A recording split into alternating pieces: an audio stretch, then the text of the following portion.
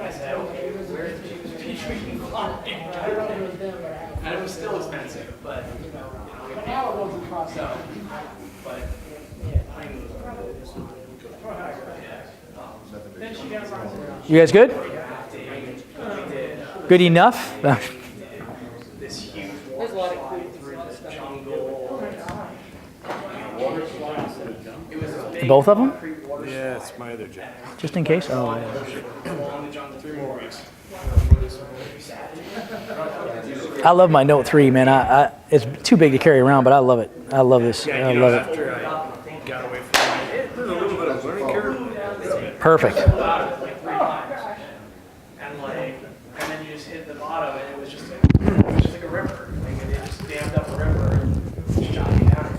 All right, we are, guys, we made it. Well, we better start here. Before Master Oliver gets started, anything that we covered, we actually left off with Master Clark. He'll be next for big marketing hits if we want to continue with that. Oh, good. Well, if we want to, we've got the big dog. if we choose to continue that track. I want to hear what he has to say. Anything that we accomplished that isn't clear, need more clarification, more strategy, anything that we missed or didn't hit that you want to do quickly before Master Oliver jumps in? Well, stay on the same track you're on. We must have been thorough then. We were just doing marketing hits. We got up to Master Von Schmeling, and Master Clark would be next. So There you go. okay. Master Clark, biggest marketing hit last 12 months systemically. I think it's more like what we're working on rather than the biggest one. What we're seeing the biggest results on is we realize there's 2 points of time.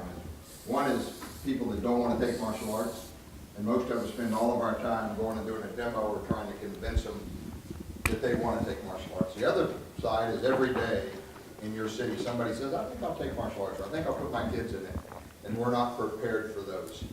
Because there's an awful lot of natural traffic that when a parent says, I think I should take karate, if they don't think of your school immediately, they start looking so you've already lost. Because you don't own you're not the karate guy in your city. You think you are. But if you walk out and ask 20 people, who's the karate guy in this city? And they say Bruce Lee or the Ninja Turtles or somebody they saw in UFC, then it's not you. So I think that's the point to realize. It sounds like all of you are trying to work on getting somebody who's not interested in martial arts to be interested. That's what it sounds like all your activities are for. But there is an awful lot of market out there. People decide on their own. At some point in their life, I need self-defense, I need confidence, my kid needs it. So I think you got to own your area. One of the first things we did was any of my instructors who will wrap their car and make the payments. Now, if they run out $1,500 payment, that won't happen. But up to $500 if they wrap their car and make their payment for it. So that's not Write that one down. The second thing is we're doing an awful lot of signage. The third thing is every single business within 3 miles, we're going into business, doing business with them, taking a picture and saying, we want our students to work with you. And so we're trying to make sure every business owner in the city starts thinking we're the karate guy.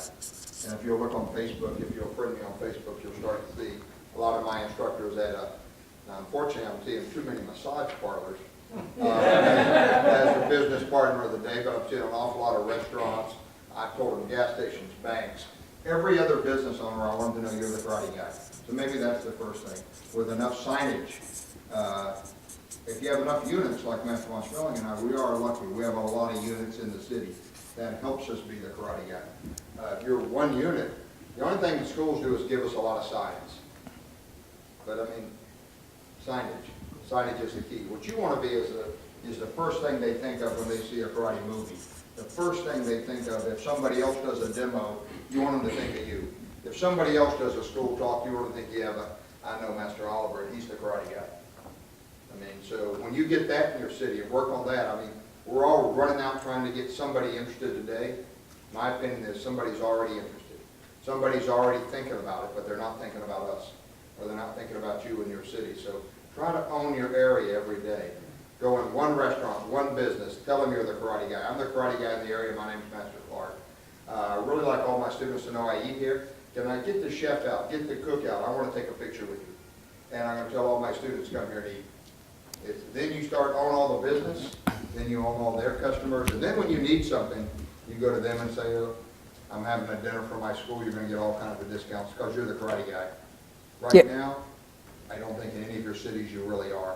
you think you are because you got the great style or because you beat somebody's ass or whatever you think. But unless all the customers say, that's the karate guy, you don't own it yet. So I'd say for marketing, start to own your area. Car wrap, signage, personal introductions. You don't have, everybody's afraid to do VIPs. Just go into every business and say, look, I want all my students to do business with you. Can I take a picture? Everybody volunteers. They all, the smallest restaurant to the biggest one. Take a picture with the waitress one time, with the manager, with the cook, with the guy that's in the gas station. I have a karate school right down the street because the gas station guy talks to a lot of people. The guy behind the counter, even though he's got, maybe he doesn't speak good English, but he talks to everybody. And so you want to own your area. You walk up and don't put your shirt on and say, have you ever heard of Karate America? And that's my name of my schools. And they say, no, I don't own the area. And I don't think any of you do because you're not prepared to accept the natural traffic that comes. I think if you did that, that would be the biggest thing. That's what I'm trying to own my area. I'm trying to be the karate guy, no matter what it takes, before somebody's interested. And then every demo I do, every school talk has huge implications. Because, yeah, that's the karate guy. But I think you haven't done that yet. I haven't either, and I've been working on it for quite a while. In the last year, I spent a lot of time working on just that. Because when I was running one school in Atlantic Boulevard, everybody knew me. Because I was everywhere. And I introduced myself to everybody. And go to tournaments, come back with my trophies. Go to my apartment complex, if they had a party, take it with me. I mean, I was the karate guy. And so anybody who thought about it, yeah, you need to go see Bill Clark. I run ads on the radio telling them I'm the karate guy. By the way, I have 2 of those ads up on the member site. Funny as hell. Oh, yeah. Which ones do you have? You know, the ones that, yeah. And by the way, rewind that for a second, because our guys in Texas, this is a big issue. So like the business-to-business thing, think about the way he kind of framed it. Any daycare center that you walk into or elementary school, let's factor out elementary schools for a second. Let's do private businesses. Daycare centers, restaurants, whatever. Anybody who has a big group of your potential customers. Most of us, human beings, walk into that engagement thinking about what we're trying to get them to do, right? But we have a big customer list, right? So you go to a local business operator and you say, hey, listen, you know, Mr. Movie Theater owner, I've got 200 families at my school that all have friends, and look, this Ninja Turtle movie is coming out in a couple of months. How do you think we might be able to work together so that I can get those 200 families plus all their friends to come and see the thing? Now, you're going to get their attention, right? So that's exactly, I think, you can't underestimate the asset that you have with your customer list, your lead list, and all the social stuff, right? Let me give a couple of examples. I'm going to take this. This is 35 years ago. So I'm long-haired Oklahoma boy, moved up to Washington, D.C. And within the first week or 2 of being there, back when we still had checks, right? I go to the store, I'm writing a check, and they say, can you put your employer's phone number on there? And can we have your ID? So I write down Juniori's phone number. They look at the check and say, oh, you work for Junior. His phone number is 1-800-USA-1000. And the reason they knew that is he was beating it to death on TV 24/7, right? And there was in Washington, D.C., and in Denver for many, many years, I would argue that it's not right now, but for many, many years it was, I was looking at a retail space one time. I walked in and me and the realtor went and talked to all the other merchants because always, if they're all pissed off, you don't want to be the next one, right? So I was talking to the merchant, how do you like the shopping center? How's the traffic, one thing or another? And the guy says, what are you going to put in here? I said, well, we're looking at a martial arts studio. His immediate reaction was, well, Mile High Karate has really kicked ass in this metro area. I bet you could do pretty well too. What's the school? Right? I mean, and the third example was we were in Syracuse, New York, walked into a restaurant with our karate shirts on. And immediately the guy behind the counter says, oh, you guys do karate? Yeah. Well, you must know Steve LaValle. Everybody here knows Steve LaValle, right? So in Syracuse, New York, there was LaValle and there was everybody else. And in Denver, Colorado, there was Mile High and there was probably nobody else that was, in their range of thinking. And I got to tell you, in Washington, D.C., everybody, I mean, they still do. You know, I talked to somebody recently, and they had lived in Washington, and we were talking, and they said, well, what were you doing in Washington? I said, well, I was at Georgetown. I was working for Junior Institute. They said, nobody bothers me, right? You work for Junior the master? But I mean, that's how ingrained it was. And which is why I like TV. I mean, TV of all mediums is, other than, of course, all the grassroots stuff, but TV of all mediums is they remember and it brands and they've got it in their head and they can't get it out of their head if you do it right. But it's just so important, right? And again, it used to be the problem like, you know, Yellow Pages. Well, if they go there looking for you, it's one thing. They go there checking everybody out, that it's different. Google is the new version of that, right? Is they have the idea of doing martial arts lessons. You want them to go Googling Karate America, you know, not Googling martial arts lessons around in your area, and that's how you know you've accomplished it, right? So it's an extremely important concept. And by the way, are we in an industry dominated with smart marketing minds who are aggressive and focused and doing a great job? We're mostly, you know, surrounded by buffoons, right? So the good thing is this is not a difficult thing to do. And the nice thing about critical mass, whether it's critical mass in the number of units or if it's critical mass from a standpoint of just total gross size of your business, is now you have a lot of money to play with where you can do this stuff. And you have, as you have a bigger and bigger staff, I mean, if you're not requiring the staff to be constantly in the staff uniform, and I don't mean it's just their martial arts uniform when they're in school, you know, you guys all have, and we always had the, you know, the polo shirts with the brand and the, you know, warm-up suits and everything else. If they're not going everywhere, you know, surrounding at least their work hours, branded top to bottom with their school identification, you're missing a big boat. Master Clark, don't mean to interrupt. This is great. Keep going. That's all I just saying, you own your area, and that's what you Yeah. do all day long. I mean, you still do the other stuff, but I mean, if you don't own your area, you're helping a lot of other schools too. Yeah. But even though they see your demo, they see your school talk, yeah, but I heard about this guy right down the street from me. When you become the karate guy in your city, you'll know, because everywhere you go, they'll, hey, Master Clark, how you do? Everybody will know you. When that happens, you did it. Until then, you still got work to do. But I mean, everybody on staff every day introduce, take a picture, put it on Facebook. Every phone call, we ask them to friend us on Facebook right then, so that we can communicate. I mean, every phone call, we ask them to friend us on Facebook. They immediately start getting information, and all their friends do. So, I mean, a lot of us are missing the real opportunity with the social networking, because we're not used to it ourselves, and you can't be any more out of touch than I am. I mean, that's almost impossible. So, if you're anywhere close to teenage years, you're smarter than I am about this stuff. So I would say every phone call, every sign up, they friend you on Facebook so you can communicate, but you're really communicating with all their friends. And that's what you want. That's the best form. You want your brand in front of everybody out there. And that's what I'm trying to do. I'm trying to own the area, trying all my guys within 3 miles to be a karate guy. That's what I can say about marketing. It might or may not help you. If you're willing to eat every day at a different restaurant, pretty soon they'll start giving you free meals. They'll give you discounts. What are you going to buy in the next 12 months? Go to that store and tell them you want all your 3,000. If you don't have 3,000, just use my number. We have 3,000 students in the area, and we'd like them to use this business. I really like it. I bought tires from you a couple of years ago. Can I put your picture on Facebook? Can you give my students a discount? What you're really saying is, I need tires sometime this year. Can you give me a bigger discount? Almost all of them will give you 10% off, and you can put that right on Facebook. All the Karate America students, which goes to everybody on Facebook, you can get 10% off now just wear your Karate America t-shirt.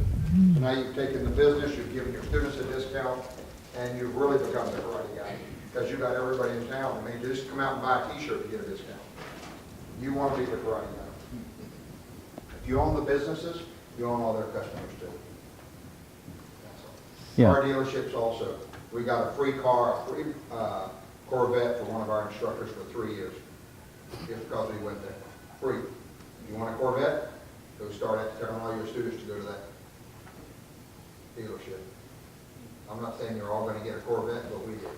No, I'll try. That new sticker is pretty bad. But if you're the karate guy, you'll get a lot of discounts. If you're the karate girl, you'll get a lot of discounts. Yeah. The other element of that is with what Master von Schmeling, I'm sure, was talking about as well, is we own one elementary school at a time, right? And what will happen is when we're doing these elementary school programs is I'm not just interested in interacting with the kids. I want every teacher in that school to, as you said, I'm the karate guy, and I'm not personally doing them, but we're the karate guy. And we'll do everything from, like if it's an after-school program, every teacher's box, every day, gets everything we gave to the kids, right? Now, not the promo stuff, but the other stuff, right? So they'll get the homework assignments and the job list and all that stuff, and we'll give them DVDs and CDs, and of course, you know, what happens is half of them just throw it in the trash can that's below the teacher's box without looking at it, but that's fine with me because I've got, you know, if there's 30 teachers, if I get 3 of them that are rabid fans, I'm tickled to death. And so what people miss a lot of times is it's all those interactions. If we're in an elementary school, I want the gal at the front desk to be our biggest fan. And I want the principal, the assistant principal to be our biggest fan. And I want every teacher in the school to know who we're at, know what we're doing. And any of the kids who have made a massive turnaround, I want to make sure that she links up that we did that for that kid. And so we're going to be interacting, and that's why we're asking for, you know, who's your teachers, what, you know, where's the thing, and we'll have the instructors call and interact with the teachers, stop by. But when we're doing any program there, it's not just we go and talk to Mrs. Jones's class or go do the PE teacher. It'll be go stop in every classroom and meet the teachers and tell them who we are, and it'll be go in the teachers' boxes and leave the information 2 or 3 times, and it'll be really build that relationship. And then once we've got the relationship, guess what? They're getting Mrs. Fields cookies once a month or donuts, and Mrs. Smith at the front desk is getting, you know, flowers or something like that. But it's building and maintaining that relationship. But in the kids market, if you've got 20 schools and you end up owning all 20, right? There's an ATA guy up in Evergreen, Colorado, and the private school that my daughter goes to, he owns that school, right? So he's in there all the time and doing stuff, and hey, it's just fine with me. I don't, you know, I've literally got ATA school that's on my backyard, right? I could see him from my back deck. But he owns that elementary school, and good for him, right? Because he's in there doing little fundraisers, and he's in there doing little demos, and he's in there doing enrichment programs and stuff. And that's the way you should be. And you think about whether you want to do the draw a dot in the map and own the quarter mile, and own the half mile, and own the mile, and you keep expanding your radius, or whether you want to think about it, and you should be doing all this stuff, owning that elementary school. And that's where a lot of these things that are kind of silly marketing gimmicks, you know, the rat cards or lead boxes or bandit signs. See, the thing is if I can't go anywhere without seeing you, then you're getting that peace of mind, right? And that was always my favorite answer. You'd ask people how you found out about it. They said, well, where didn't I find out about you? Well, what do you mean? Well, I got a flyer from you in elementary school, and we went to his daycare, and we got a flyer from you there. Then I saw you turned on the damn TV and saw you there. And then I was driving down. You know, it must have been prophetic because I saw the 5th bandit sign I saw. I decided I had to turn into your damn lot. And then there was the big ass banner. I mean, it's all that kind of stuff that anchors it in. And nothing's better than the personal relationship, but you want it to be everywhere, right? And again, the more of it is direct response, the better. The more of it's a call to action, the better. This is on, right? Okay. Okay. Well, I was sitting over there trying to figure out how to turn the damn thing off because I didn't want to, you know, start using it and have a battery that was. Okay. Yeah. There's one more principle at play. What you said initially, I think that's really important. Not just only the market, but the quick list that you made of when you got into the elementary school. Mm-hmm. Now it's teacher boxes, you know, going to each individual classroom, meeting all the teachers. The way I feel about it is, it's kind of like the Babe Ruth thing, right? If I'm going to step up to the plate and swing the bat, I'm going to fucking swing it hard. Yeah. You know what I mean? So it's about maximizing everything. It's not about, you know, a lot of people do this. They get into the deal, right? They, like our guys from Texas, they get the deal done. And then they go in like a mouse. They don't want to disrupt anybody. They don't want to disturb anybody. They just want to get in and out without pissing anybody off or whatever it is. But really, that's how you piss them off, is because they think you're kind of sneaky and they're trying to sneak in the back door and steal a bunch of, right? But if you're transparent and you're out there meeting everybody and creating relationships with them and all that sort of stuff, taking pictures with them, I like that a lot.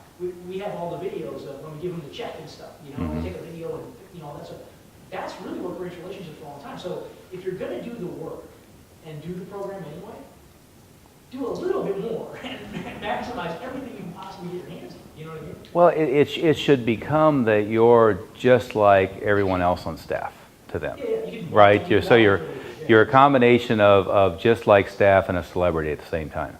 So, like again, in our elementary school things, we could walk in and out of any one of those elementary schools, walk into the back room, walk into the principal's office, go into the classroom, and it's just like, you know, are they staff? No, that's the karate guy.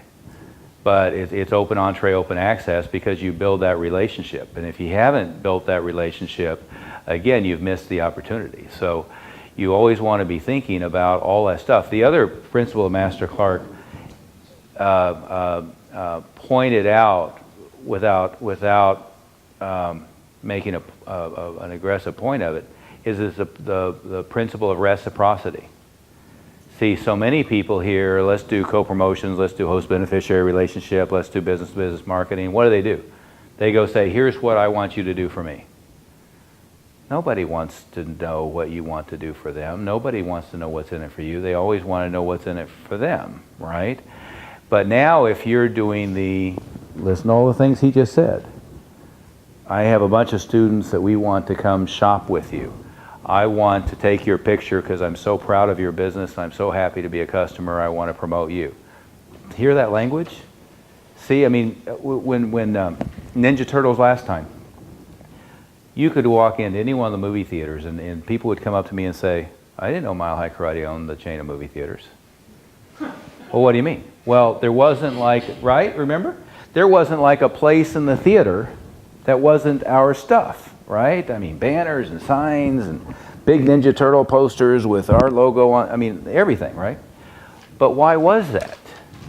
Well, we're bringing thousands of people into the theater to come see the movie, and we're, you know, when I went to Chuck's Ranch, I got personally autographed pictures. I mean, I had a stack of pictures that I'd go into the theater and say, hey, you know, we were so happy to be working with you. I was down at Chuck's Ranch. Here's a picture. It's, you know, dear Peter, thanks so much for helping the martial arts industry, Chuck. I mean, anything that I could think of to make sure that they were thinking of me and remembered us, right?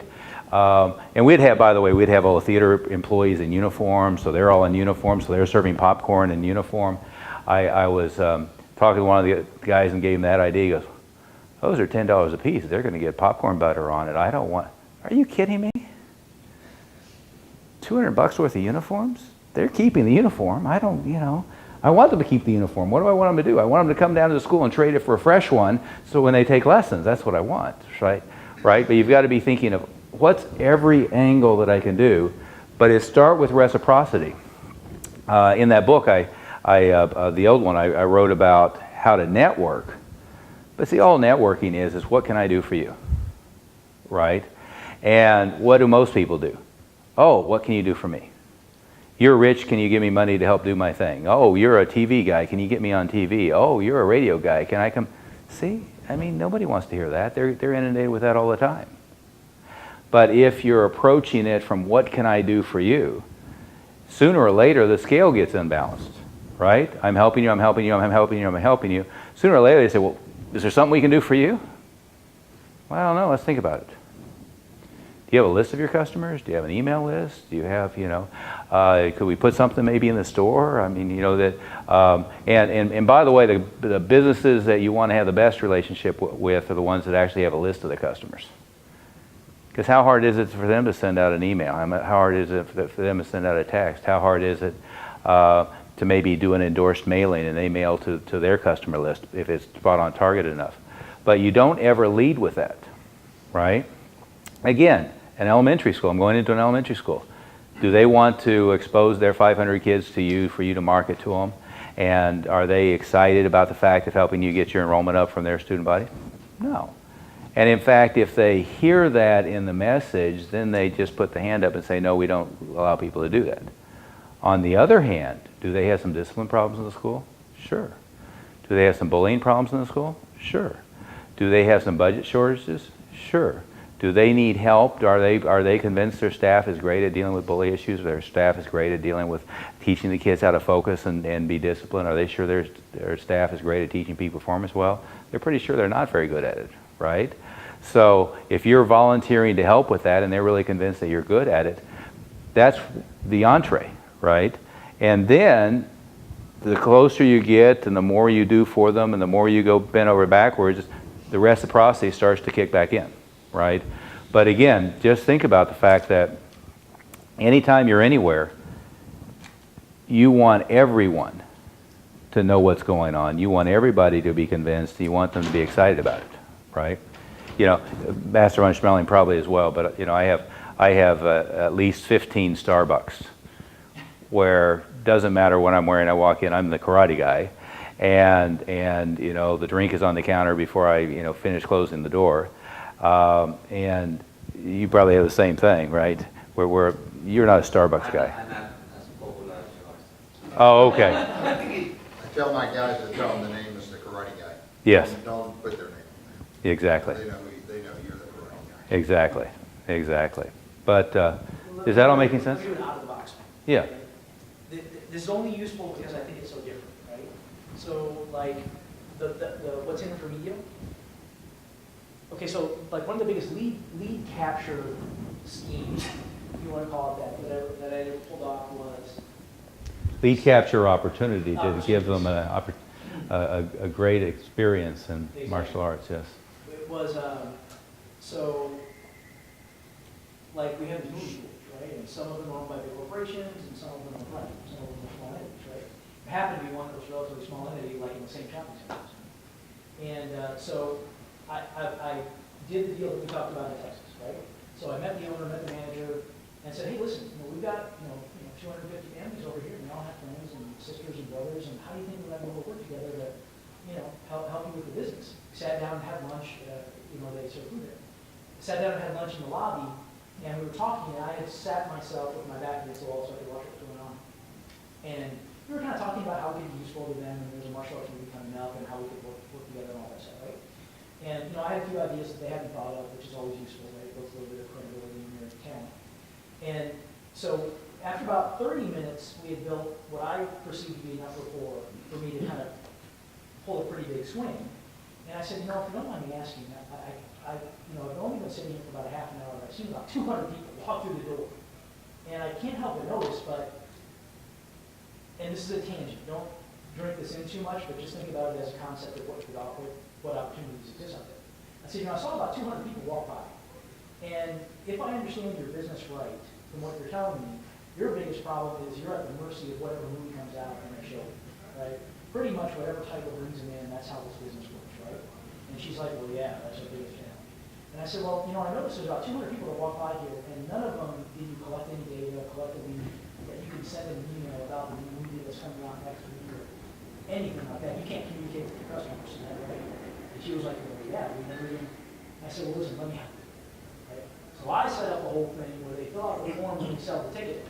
I do the data entry form, they give me all the slips, I send them over to the Philippines, they type them into the database, and then they can now, every week, we'll send an email out to them, right? So we'll email your entire list of what movies are coming out next week. Now, I'm not saying go do that, right?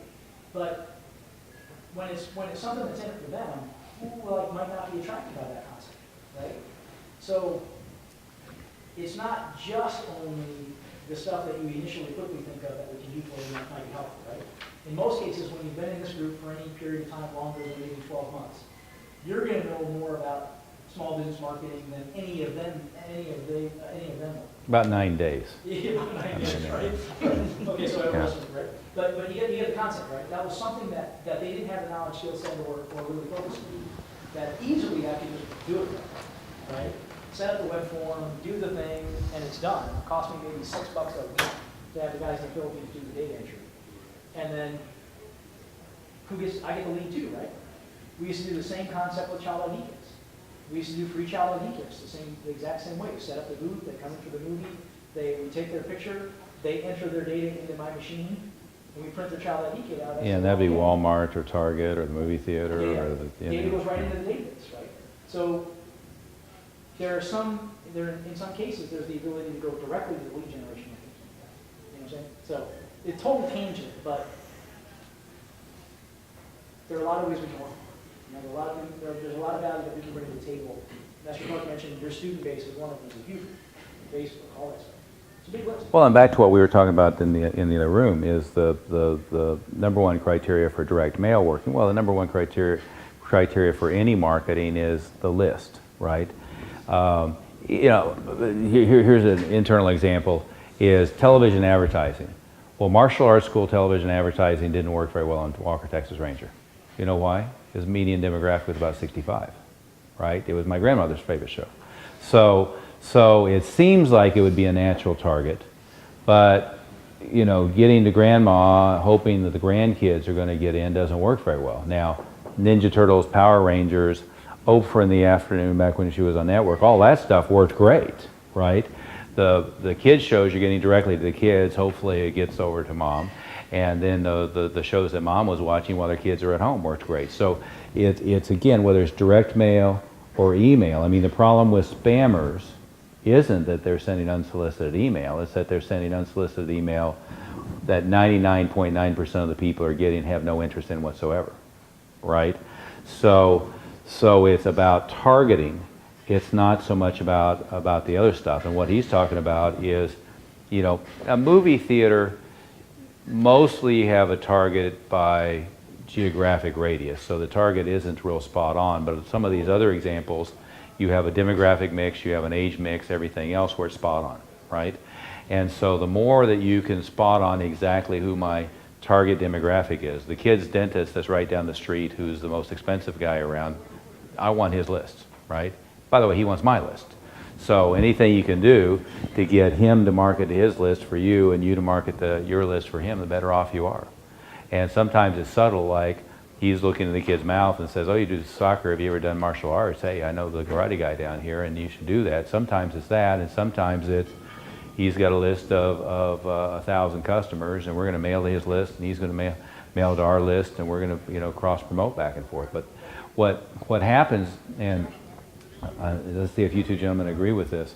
See, most of the people just don't do much to promote their own business. And then they get ahead of steam and they got 2 or 3 things going on and they think that they're really off to town.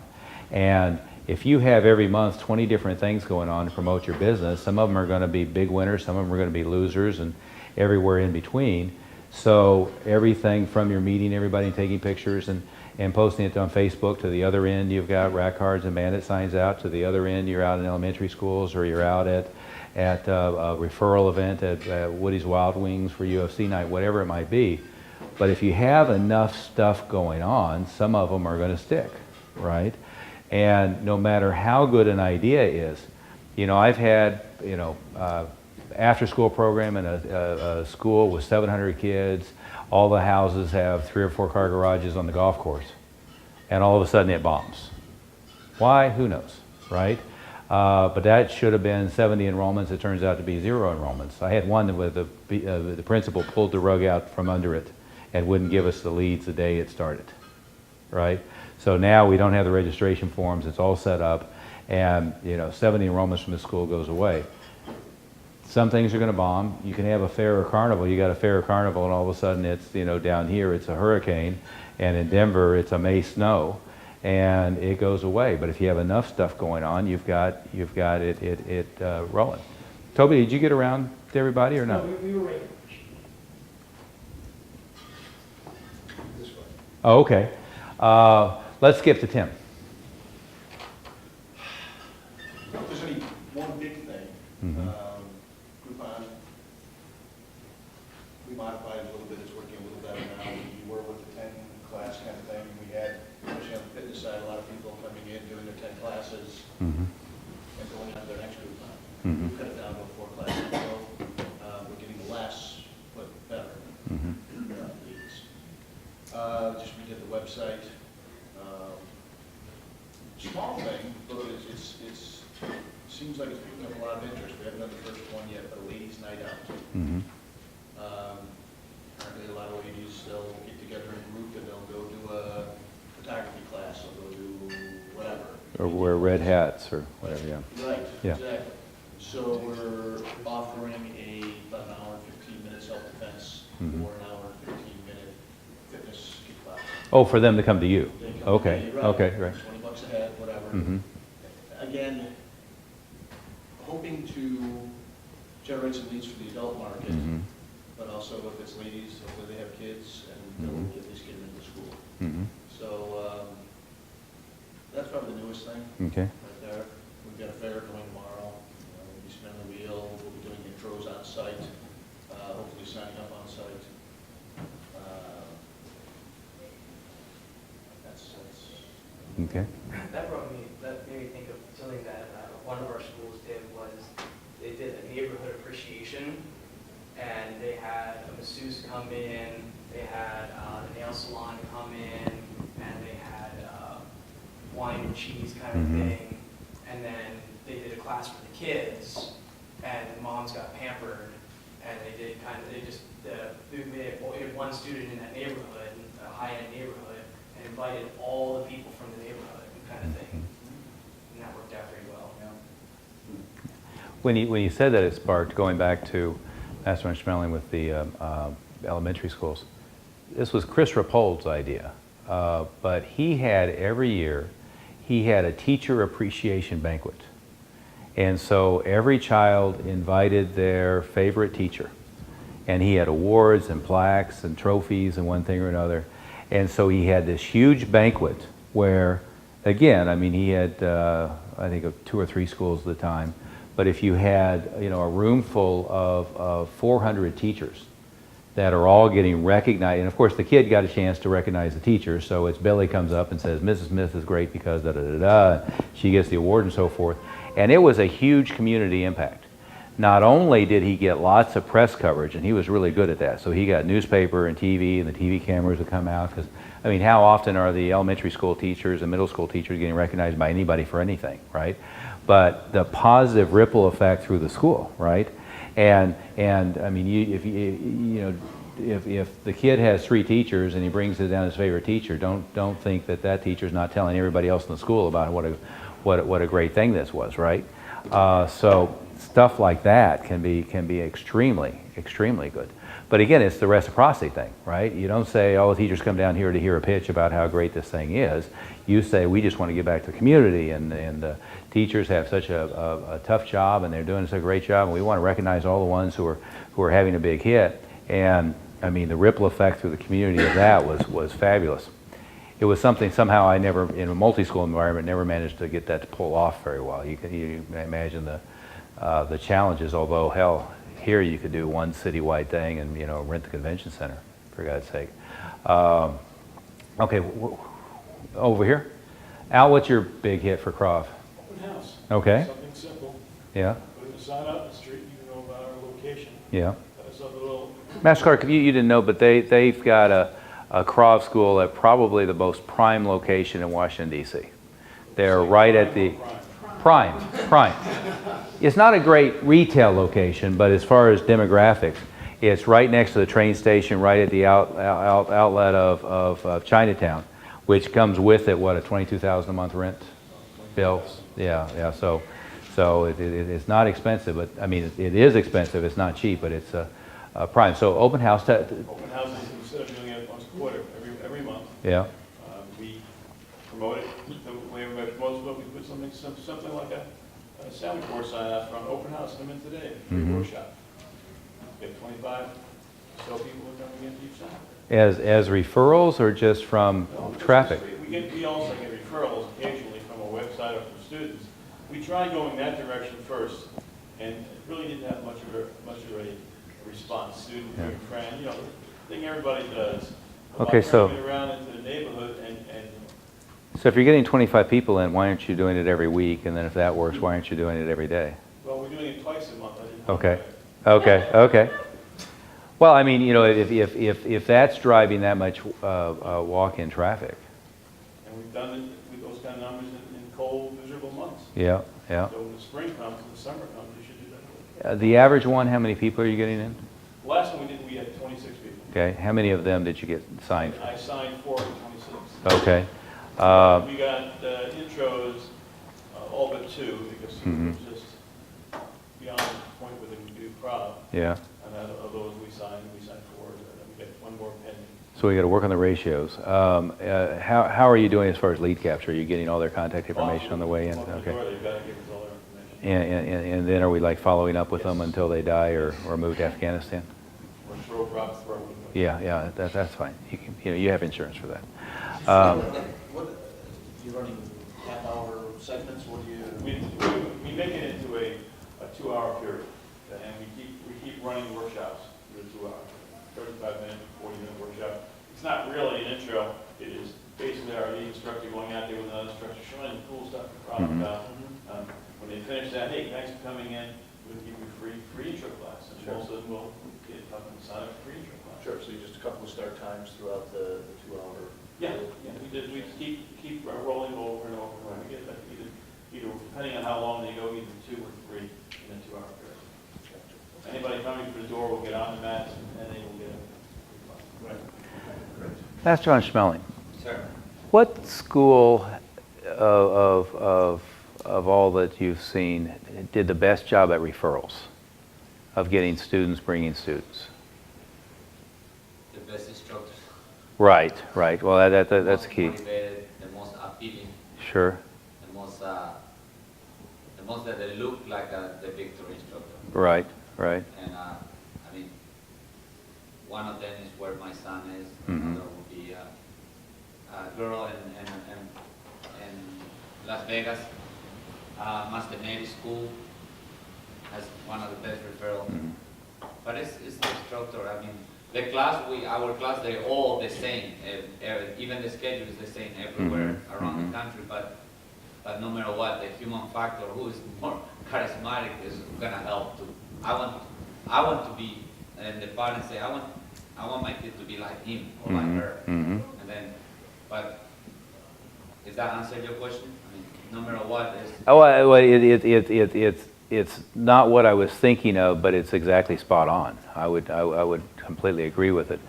What I was thinking, Master Clark, I'll ask you the same question, but what I was going to say is the two that I've seen with the best referral systems, but a big component of their referral systems working is exactly what you're saying, was Steve Doyen up in Connecticut and Steve LaValle. And both of those schools were able to do essentially nothing but work referral systems and feed plenty of people in.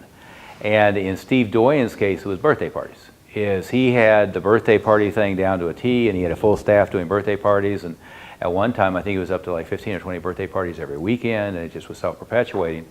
And truth be told, birthday parties were his lead generation mechanism, and direct mail and outbound telemarketing were his enrollment mechanism. So he was using the birthday parties to generate a really interested list. And for a while there, I think the median time of a birthday party attendee enrolling was about 90 days. So he wasn't getting, he was getting some immediately, but it was the constant, never-ending follow-up. In LaValle's case, it was about, he made every Belk graduation like a mini Black Belt extravaganza. And so now the students are being prepped for weeks to look fabulous, but they were also being told, you bring 2 or 3 friends with you as witnesses for this performance. And it was just like, the dance studios have, what do they call it, the recitals, right? It was just like a recital. So the Belk graduation was like a recital where you brought all your friends. Now, and for a while at the main location was Jeff Wilson, there was somebody right at the front door, got everybody's name, address, phone number, and on the way in they were invited back to the open house, which if the Belk ceremony was on Wednesday, was on Saturday. And they were getting, what would you say at peak, 45, 50 enrollments a month just from referrals? Probably at the best. Yeah. But those are the 2 best examples I've ever seen of being able to drive huge numbers of enrollments from referrals, none of which had anything to do with here's a VIP pass and we'll give you $100 if you bring your friends in. And it's not that you shouldn't like give out passes and stuff, but it was charismatic, energetic, magnetic personality and environment. But then there was a system, and LaValle did birthday parties and all kinds of other open houses, but it seemed like the keystone was that, right? It was prepping everybody like it was an extravaganza, even if it was a gold belt, and most importantly, the new gold belts, because they were where most of them came from. And then it was imbuing in the culture. You bring your friends down for the equivalent of the dance recital, right? What would you add to that, Master Clark, as far as? In my adult schools, Yeah. every school that has a large adult population, referrals are so easy. Mike Croft, kickboxing school, it's all referrals. The most they sign up is 50 in a month, but usually 25 to 40. Right. And there's no marketing effort except referral. We have boot camp every Saturday morning. Mhm. And the boot camp's designed for everybody to bring a friend to punish them with the hard-ass boot camp. And that's not even part of our curriculum, but that's how we sign up most of the karate and kickboxing people, boot camp on Saturday morning, just strictly referrals. Yeah, write that down now. It's a good point you make, because people think the kids market is where it's easiest to do referrals. And the kids, it has to be something like birthday party, pizza party, where there's some event where they bring their friends down. And then you have to really work it hard. I mean, really work it hard. Because then you have the 7-year-old with no mom, and now you're trying to get the list early, and you're marketing to the list, and you're calling them ahead of time.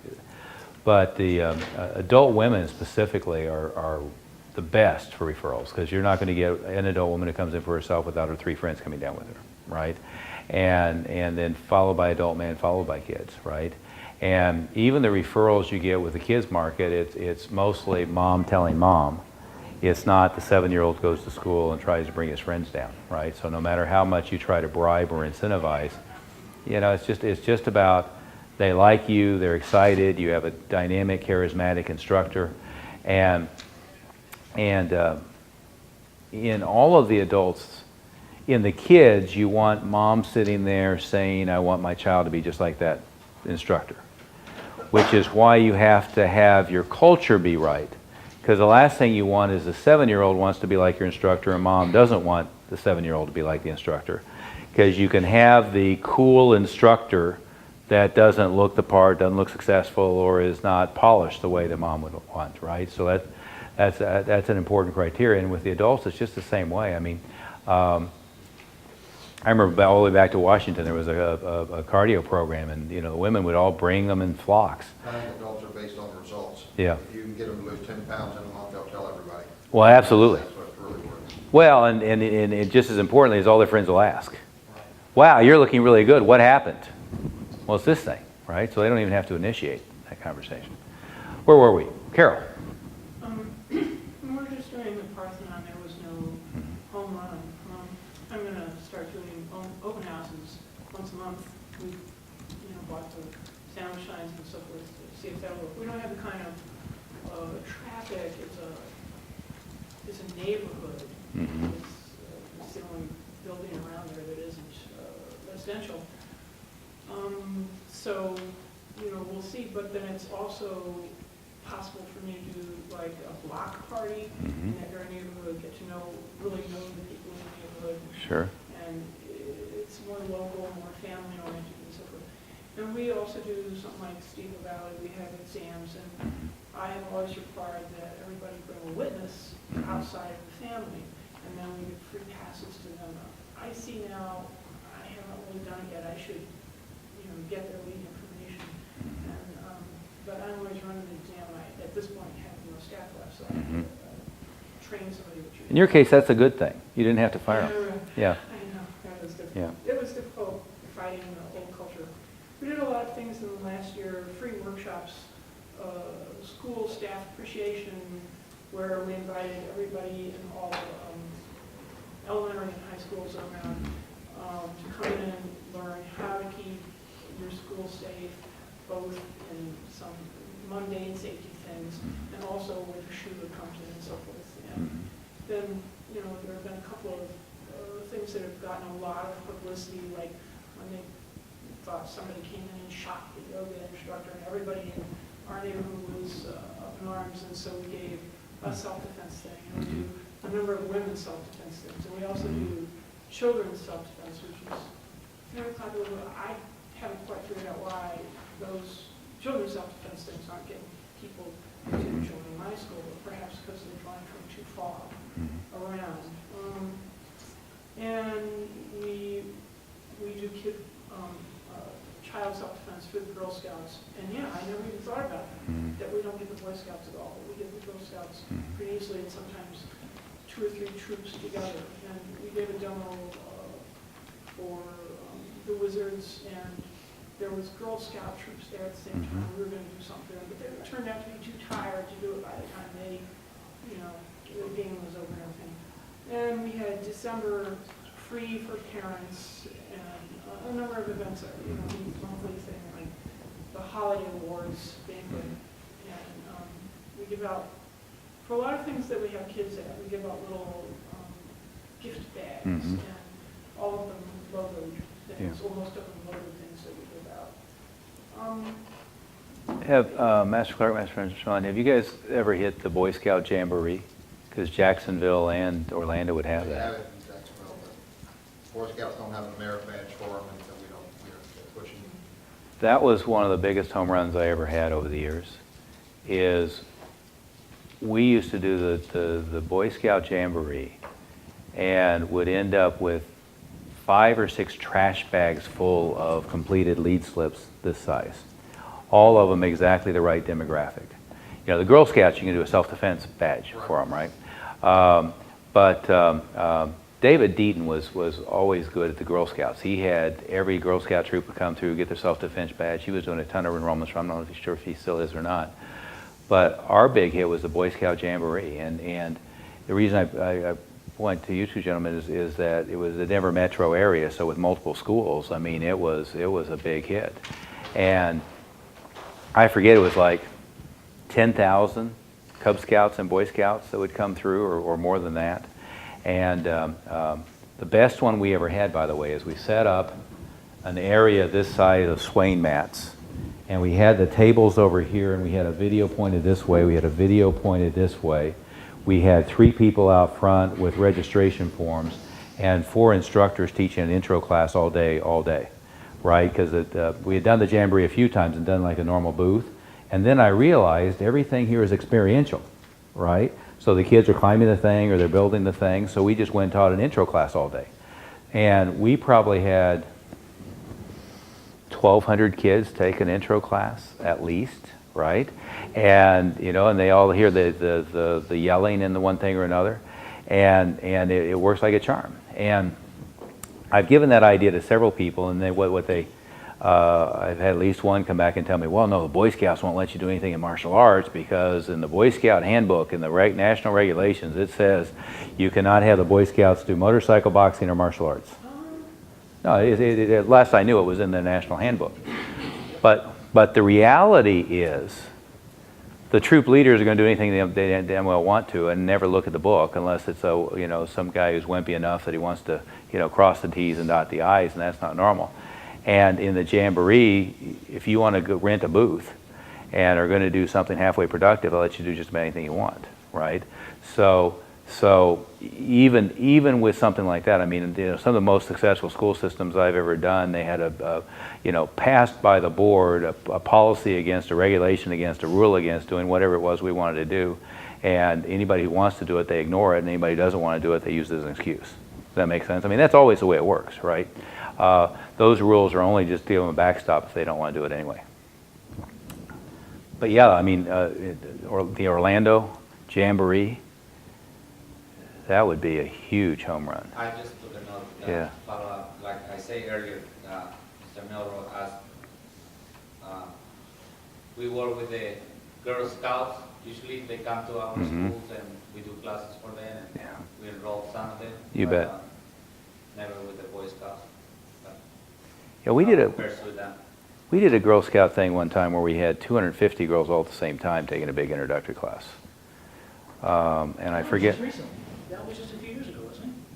Oh, we've done a bunch of times, but we've done it a bunch of times. But I forget what they called it. It was like some little regional, because the Girl Scouts have like every church and elementary school, but then they'll have like little Southwest gathering, Northwest gathering, one thing or another. So we did the little Southwest gathering. It was like, I don't know, literally like 250 girls all taking a big intro class. The other thing I haven't heard anybody mention, some of the cheapest and best advertising that I had done over the years, and cheapest is the key here, is the community recreation centers. Like if you have the big recreation center in your area, in most areas they do the big pamphlet brochure, a lot of times on newsprint, but they do the thing, and they direct mail it to every household in their district, right? So if it's a county-wide thing, they'll mail it to everyone in the district. Usually you can buy display advertising in those things, right? So I used to consistently buy page 3, if I could get it, or the back cover or the inside page for like 250 bucks. So now I've got, and my original thought was, I'm not sure about this because I'm afraid it's going to skew towards broke people. Because I had this preconception of there's a Taekwondo guy in the rec center and anybody who's stupid enough to go to that, right? I mean, I had that image. Didn't work out that way. What it was a lot of households like mine where you've got a 5-year-old and you want swim lessons, that's the first place you look, or something like that, right? And those ads pulled like gangbusters. But it was cheap. It was, I think, typically $200 to $300, and they would do 3 a year. They'd do a spring program, they'd do a fall program, they'd do a summer program. And the only problem I ever had with that is they book them way in advance, right? So like right now they're working on the summer program, and then probably by May, June they're working on the fall program. So you have to get out there. But on a relatively limited budget, if you had like 3 big rec centers in your area, you could buy, and the other objection I've heard people say is, well, they have a Taekwondo program, they have a karate program, why would they sell me advertising in competition with their guys? Because they have no loyalty to their guys. They don't care. Usually it's the person selling ad space has nothing to do with programming, right? Number 2 is what their criteria is, they don't want to sell it to a massage parlor or a cigarette company or a liquor store, but other than that, they don't care, and especially if it's on target, it's just fine, right? So out of probably 20 or 30 different rec centers that I had bought advertising for, I think I had 1 or 2. One of them said, well, we can't do it because it's in competition with our own internal programming, and the other one said, well, we just don't sell outside advertising. But all the others let me buy space, and again, cheap, right?